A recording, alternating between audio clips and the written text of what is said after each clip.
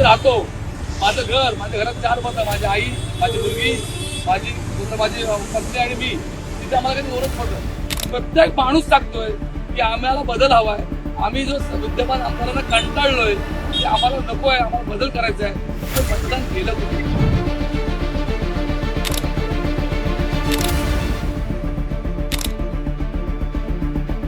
मागच्या 5 वर्षापूर्वी आमच्या 8 मशीन्स फ्रॉड निघालेले आहेत. आता ऑब्जेक्शन घेतलं तर ते IAS officer is not ready to listen at all. मग इलेक्शन कॅन्सल करा.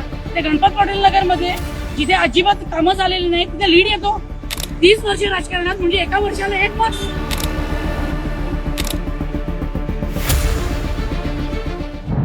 महाराष्ट्र के चुनाव में क्या हुआ है और क्या नहीं हुआ है, कायदे से इसको लेकर के एक बहुत गहन तरीके से जांच पड़ताल की जरूरत है। एक वीडियो आपको दिखाने वाला हूं। महाराष्ट्र के अंदर एक उम्मीदवार वो सामने आकर के कह रहा है कि मेरे घर में 4 वोट हैं और इन 4 वोट में से मुझे सिर्फ 2 ही वोट मिले। मतलब वो उम्मीदवार सामने आकर के कह रहा है, आगे आपको वीडियो सुनाने वाला हूं, मराठी में है, मराठी भाषा में वो बोल रहे हैं, उसके साथ में जो महिला है और बाकी लोग हैं वो काउंटिंग सेंटर से बाहर आकर के वीडियो बना रहे हैं। लेकिन आप समझ जाएंगे, इतनी मराठी भाषा जो है वो आपको भी पल्ले पड़ जाएगी कि वो क्या कहना चाह रहे हैं। वो कह रहे हैं, उनकी तरफ से दावा किया जा रहा है उस वीडियो के अंदर कि मेरे घर में 4 वोट हैं, मेरा खुद का, मेरी माताजी का, मेरी पत्नी का और बेटी का 2 ही वोट मिले। अब ये 2 वोट कहां चले गए? मतलब वो आदमी ये बता रहा है कि जो मेरा वार्ड है और मेरे वार्ड में भी मेरे बूथ में मुझे 2 वोट मिले हैं। और ये आदमी, ये जो उम्मीदवार है, वो ऐसा नहीं कि उसको बाकी जगह पर वोट नहीं मिले हैं, वो उसकी जो विधानसभा है उस विधानसभा के अंदर 3रे नंबर पर रहा है। बीजेपी वहां पर जीती है। 2रे नंबर पर उद्धव ठाकरे की पार्टी के नेता रहे, उम्मीदवार रहे, और 3रे नंबर पर यह उम्मीदवार है जिसका मैं जिक्र कर रहा हूं। बताइए आप, जो व्यक्ति 3रे नंबर पर आ रहा है तो अपने आप में धमक होगी उसकी, अपने आप में इलाके में नाम होगा उसका। और ये जो उम्मीदवार है, इसने 2019 का भी चुनाव लड़ा था, विधानसभा चुनाव, और तब भी ये 3रे नंबर पर था और आज भी 3रे नंबर पर है। उसमें और कई कैंडिडेट हैं, 8-10 कैंडिडेट हैं उस विधानसभा के अंदर। आप जरा ये लिस्ट, ये स्क्रीनशॉट देख लीजिए एक बार, आपको समझ में आ जाएगा। ये स्क्रीनशॉट देखिए, और ये स्क्रीनशॉट है आपकी स्क्रीन पर। ये दहीसर विधानसभा है महाराष्ट्र की, और यहां पर भारतीय जनता पार्टी की उम्मीदवार 98,000 वोट लेकर के जीती हैं। 2रे नंबर पर बाला साहब, शिवसेना की जो ठाकरे की पार्टी है, यानी उद्धव ठाकरे की पार्टी, उसके उम्मीदवार हैं। और 3रे नंबर पर है राजेश गंगाराम येरुनकर। और ये जो है वो 3रे नंबर पर आ रहे हैं। ये कोई वो बात नहीं है कि 3रे पर क्यों आए हैं। 5,000 वोट हैं इनके। बीजेपी को वोट मिले हैं इस सीट पर 98,587। जो उम्मीदवार 2रे नंबर पर हार करके रहे, उनको शिवसेना उद्धव ठाकरे की पार्टी के 54,258 वोट मिले। और राजेश गंगाराम येनुनकर, उनको, ये महाराष्ट्र नवनिर्माण सेना के उम्मीदवार थे, राज ठाकरे की पार्टी के उम्मीदवार है ये, इनको 5456 वोट मिले हैं। मतलब 5,456 वोट इनको मिले हैं। लेकिन ये कह रहे हैं कि मेरे वार्ड में, मेरे बूथ के अंदर, अब आपको पता तो होता है ना कि आपका जो स्कूल है, आपका गांव का स्कूल है, शहर का स्कूल है, जहां पर भी है आपका स्कूल, आपके स्कूल के अंदर आपका जो वार्ड होता है वो आपको पता रहता है कि मेरा वार्ड मेरे 4थे नंबर कमरे में, 5वें नंबर कमरे का ये है, और उसमें आपको सिर्फ 2 वोट मिले, तो फिर क्या कहें। ये बात यहां पर कह रहे हैं। दूसरी बड़ी बात जो ये कह रहे हैं, आप गौर से सुनिएगा मराठी भाषा में, इसलिए मैं थोड़ा ट्रांसलेट कर दे रहा हूं। ये कह रहे हैं कि चुनाव के जो अधिकारी हैं वो सुनने के लिए तैयार नहीं है। जो इलेक्शन है उसको रद्द कर देना चाहिए, बंद कर देना चाहिए। लोकशाही के लिए, यानी लोकतंत्र के लिए यह कलंक है। और इसके बाद में एक और बड़ी बात इन्होंने कही है। इन्होंने कहा है कि किसी ईवीएम के अंदर 60% बैटरी चार्ज थी, किसी में 70% बैटरी चार्ज थी, और किसी में 90%, किसी में 99%। तो ये कैसे हो गया? मतलब ये समझ से परे वाली बात है, वो इनकी तरफ से कहा जा रहा है। और उसके बाद में एक और बड़ी बात वो कह रहे हैं, उसके बाद में उनकी तरफ से कहा गया कि हमारे खिलाफ जो उम्मीदवार थे, जिनको हमारी सोसाइटी के अंदर हमारे लोगों के बीच में प्रचार करने के लिए भी लोगों ने घुसने नहीं दिया, वो उम्मीदवार कैसे वहां से लीड कर रहा था।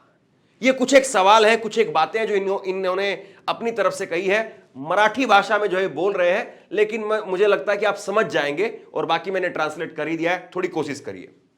त्यामुळे एक गोष्ट झाली, प्रत्येक मशीनचा जो चार्जिंग असते, तर काही मशीनचं चार्जिंग 99%। मी जिथे राहतो, माझं घर, माझ्या घरात 4 मतं, माझी आई, माझी मुलगी, माझी पत्नी आणि मी, तिथे आम्हाला काही दोनच मतं।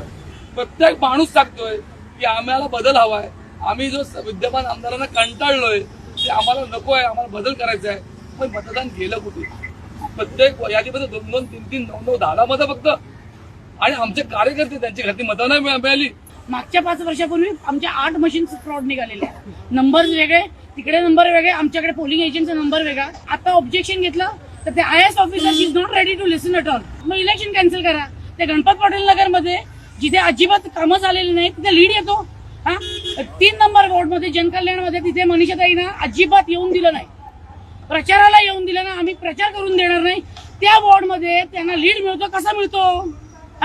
उमेदवाराला 3 उमेदवाराच्या 163 मध्ये 2च मतं का? 30 वर्ष राजकारणात म्हणजे एका वर्षाला 1 मत, हेच केलंय।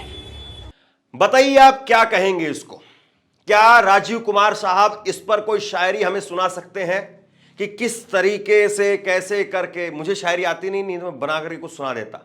साहब को जरूर आती है, राजीव कुमार साहब को जरूर शायरी आती है। वो इसलिए 2-3 शायरी वो कहते हैं कि मैंने रात भर जग करके एक शायरी तैयार की। तो वो शायरी जो है वो जरूर बना करके लाएं। ये क्या हो रहा है? या तो ये उम्मीदवार झूठ बोल रहा है, या ये उम्मीदवार लोगों को गुमराह कर रहा है, या फिर ये उम्मीदवार ने जो है वो अपनी हार की कोई और नई वजह तलाशने के चक्कर में ये वजह बना दी, या फिर ये उम्मीदवार सच बोल रहा है। अब आप बताइए। मैं आपके सामने 2 स्क्रीनशॉट और रखता हूं, जरा देखिए आपकी स्क्रीन पर। 2024 का जो चुनाव परिणाम आया है, इसमें पहले नंबर पर चौधरी मनीषा अशोक वो रही हैं, और बीजेपी की तरफ से थी, उनको 98,587 वोट मिले। 10 उम्मीदवारों की लिस्ट है इसमें आपके सामने। दूसरे नंबर पर विनोद रामचंद्र रहे, जो कि शिवसेना उद्धव ठाकरे के थे, जिनको 54,258 वोट मिले। और तीसरे नंबर पर हैं राजेश गंगाराम येरुनकर, जिनकी हम बात कर रहे हैं। ये MNS के उम्मीदवार थे, यानी उद्धव, ये राज ठाकरे की जो पार्टी है उनके उम्मीदवार थे। इनको 5456 वोट मिलते हैं। और बाकी चौथे, 5वें, 6ठे नंबर पर जितने भी उम्मीदवार आपको दस्तक दिखाई दे रहे हैं, किसी को 500, किसी को 400, किसी को 200 जो है वो वोट यहां पर मिले हैं। तो आप बताइए ठीक ठाक कैंडिडेट है कि नहीं? कि जो आदमी तीसरे नंबर पर रह रहा है तो कम से कम उसका परिवार का आदमी, उसके आसपास के आदमी, उसके मोहल्ले के आदमी वोट तो करेंगे या नहीं करेंगे? जो आदमी इतनी वोट लेकर के आ रहा है, 5,000 वोट कम नहीं होती है, बहुत होते हैं 5,000 वोट। बाकी को आप देखिए ना, 1,000 वोट भी नहीं है किसी को, 500, 200, 300 वोट है। अब जरा 2019 का चुनाव परिणाम देखिए आप। 2019 का इसी विधानसभा का चुनाव परिणाम है आपके स्क्रीन पर। दहिसर चुनाव 2019 का विधानसभा चुनाव परिणाम, और इसमें भी ये जो आज जीती हैं चौधरी मनीषा अशोक, ये उस वक्त में भी जीती थी 2019 में, तब इनको वोट मिले थे 87,000। और दूसरे नंबर पर कांग्रेस के उम्मीदवार थे अरुण सावंत। अरुण सावंत को वोट मिले थे 23,690। और ये तीसरे नंबर पर थे राजेश, उस वक्त में भी राजेश गंगाराम येनुनकर, ये महाराष्ट्र के अंदर राज ठाकरे की पार्टी की तरफ से तब भी चुनाव लड़ रहे थे, और 17,052 वोट इनको मिले। बीएसपी वहां पर फिर चौथे नंबर पर रही, 1,000 वोट मिले थे। बाकी जो है वो 500, 400, 200 वाले हैं। तो आप ये बताइए, जो उम्मीदवार 2019 में चुनाव लड़ता है 17,000 वोट लेकर के आता है, इस बार तो उसके वोट और बढ़ने चाहिए थे। मतलब जिसके पिछली बार 17,000 थे, तो इस बार वो उम्मीद कर रहा होगा कम से कम और कुछ नहीं तो 40-50 हजार तो जरूर होंगे ना। जिसके साथ में पिछली बार इतने लोग जुड़े हुए थे, वो हार भी गया था, उसने पिछली बार खर्चा किया था, तो इस बार कुछ लोग जो है सहानुभूति के तौर पर चले जाते हैं, अरे ये पिछली बार भी हार गया था, चलो इस बार तो थोड़ा इसको कोशिश करो, धक्का लगा दो इसको। लोग कर लेते हैं आपस में, सहानुभूति रखते हैं एक उम्मीदवार के साथ में। लेकिन वो 17,000 से 5,000 पर आ गया। चलिए 5,000 पर आ जाए कोई बात नहीं, कई बार होता है कि बीच में हवा खराब हो जाती किसी व्यक्ति की, लेकिन इतनी हवा खराब हो जाएगी कि उसके वार्ड में, उसके बूथ में उसको सिर्फ 2 वोट मिले। ये अपने आप में सवाल जो है वो खड़े होते हैं, और यही सवाल लोकतंत्र के अंदर एक तरीके से पलीता लगाते हैं। मतलब चुनाव को लेकर के जो लोगों की एक विश्वसनीयता बनी हुई है, लोग कहीं से 2-2 हजार 4-4 हजार किलोमीटर का सफर तय करके और अपने घर आते हैं, वोट डालते हैं। लोग 2-2 घंटे के लिए, 4-4 घंटे के लिए लाइनों में खड़े रहते हैं, छुट्टी जो है वो नहीं मनाते हैं, ईमानदारी से अपना वोट करते हैं। सोचिए कि अगर आपका वोट आपके पास में नहीं जा रहा है, मतलब जिसको आप देना चाह रहे हैं उसके पास में जा ही नहीं रहा है वोट, तो फिर वोट देने का फायदा क्या? अब चुनाव आयोग को इस पर स्पष्टीकरण देना चाहिए। मैंने जितनी जानकारी इनके बारे में मैं निकाल सकता था, जरा कुछ ये उनके फेसबुक के अलग अलग जो है वो विजुअल आप देख लीजिए। काफी दमखम से चुनाव लड़ा इन्होंने, ऐसा नहीं कि चुनाव में दम नहीं लगाया, चुनाव में ताकत नहीं लगाई, पूरी ताकत से, पूरा दम से चुनाव लड़ा है। और फिर भी ये हालत क्यों है? और इसीलिए जो है वो एलोन मस्क ने कहा था कि ये जो ईवीएम मशीन है ये प्रोग्रामिंग होती है, इसके अंदर हैकिंग हो सकती है, इसको सेट किया जा सकता है। खतरा भले ही छोटा हो लेकिन है जरूर।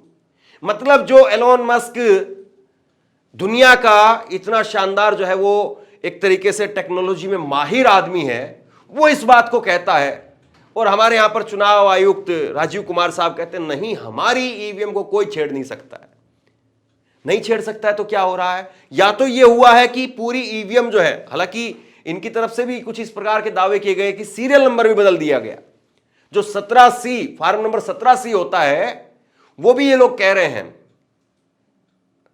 वो भी मराठी में है, मैं पूरी मैं भी नहीं समझ पाया, लेकिन जितनी मैंने समझी, उनको खबरों को जरिए ट्रांसलेट करके इनको देखा, तो ये कह रहे हैं कि 17C में जो सीरियल नंबर लिखे हुए थे वो भी नहीं, अधिकारी सुनने के लिए तैयार नहीं, चुनाव को फिर रद्द कर दो, बंद कर दो, लोकशाही पर कलंक है, ये बातें इनकी तरफ से कही गई है।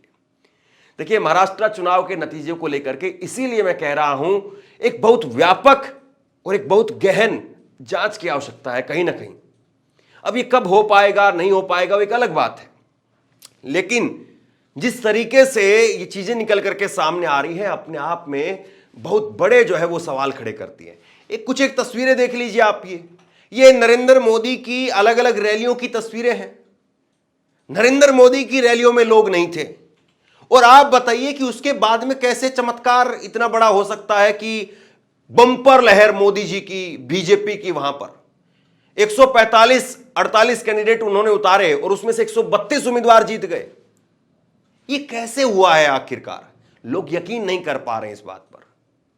और उसके बाद में जब ऐसी वीडियो निकल करके सामने आती है तो निश्चित तौर पर चुनाव आयोग को इस पर सफाई देनी चाहिए। अभी तक जो मैं खबरें देख रहा था इस वीडियो को लेकर के, ये जो खबर मैंने आपको बताई है राजेश गंगाराम की, इनके बारे में चुनाव आयोग की तरफ से या किसी फैक्ट चेकर ने कोई ऐसी जानकारी नहीं दी है। और यह बात मैं इसलिए बोलता हूं ताकि आप यकीन भी करें, और दूसरा मेरा दामन भी बचा रहे, क्योंकि चुनाव आयोग कहेगा कि मैं जो है वो गुमराह कर रहा हूं। अगर चुनाव आयोग की तरफ से राजेश गंगाराम की इस वीडियो को लेकर के कोई सफाई आती है तो मैं आपको जरूर बताऊंगा। फिलहाल जब ये वीडियो मैं रिकॉर्ड कर रहा हूं अभी तक ऐसी कोई जानकारी मैंने सर्च किया, मुझे कहीं नहीं दिखी। बाकी आप लोग बताइए, ये जो उम्मीदवार हैं इन्होंने जो अपनी बात बताई है इसको आप किस तरीके से देखते हैं? नीचे कमेंट बॉक्स में अपनी राय लिख करके जरूर बताइए। इस वीडियो को शेयर कीजिए, क्योंकि टीवी पर ऐसी खबरें नहीं चलती हैं। टीवी पर बड़े बड़े नेता बैठा करके सारा खेल चलता है, ये खबरें नहीं चलती है। शेयर कीजिए इसलिए, और अपनी राय नीचे कमेंट बॉक्स में जरूर दीजिए। इसी तरह की तमाम खबरों के लिए ऑनलाइन न्यूज़ इंडिया को सब्सक्राइब कीजिए। आपका बहुत बहुत धन्यवाद।